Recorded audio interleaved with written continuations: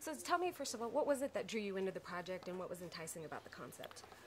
I lucky enough to get sent the script and sort of read the title and thought, well, this is obviously going to be a very funny movie, and actually when I read it, was sort of incredibly pleasantly surprised to find out that it was sort of a movie that was funny, but also was sort of going to was out to make us most authentic Western that it could, and I just I've always harbored this secret desire to play a cowboy, so it kind of fitted nicely. Nice. So now talk to me about your character Jake and how he fits into the storyline. Well, he wakes up in the middle of the desert with no shoes on and sort of bashed and bruised and with a strange sort of bracelet on his wrist, and he's lost his memory, so it's sort of the first sort of 20 minutes of the movie, apart from lots of other things, he's trying to figure out where he's from and what he's done in his life. Now, talk to me too about working with Harrison and then working with John as well. Harrison is an incredibly generous and funny man who is also an incredibly generous and funny actor who I've been a fan of for a long time, and just getting the chance to work with him has been a joy, and getting to know him has been a joy as well.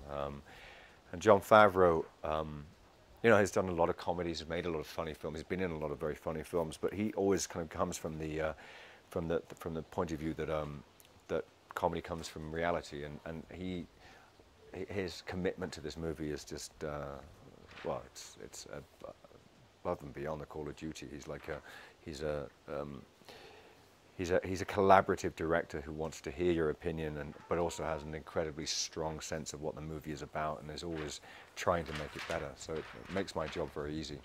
What elements were most exciting for you, and what was even maybe one of the biggest challenges for you?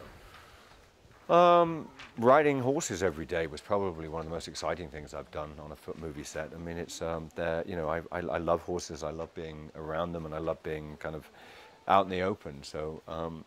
And near dying cattle,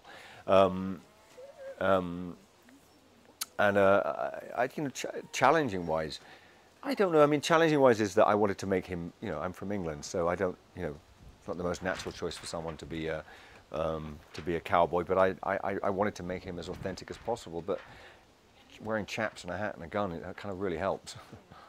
So now, talk to me. What do you think is going to separate this film from some of the other summer releases that we're going to be seeing? Oh, I don't know. I know we've done as good a job as we can. I don't make comparisons. I'm not looking at what's out there at the moment. I'm just, I don't get out to the cinema very often. So I just, I know we've done a good job on this movie. It got an really incredibly talented cast, and good people behind it, and it's. What I've seen of it, it looks stunning. So it does. What kind of ride do you think the audience is going to get? I think they're going to be surprised. I mean, I think the title kind of sends it one way, and actually the movie's going to take them another, which I think is. I like that's again, that's what kind of attracted me in the first place to this film.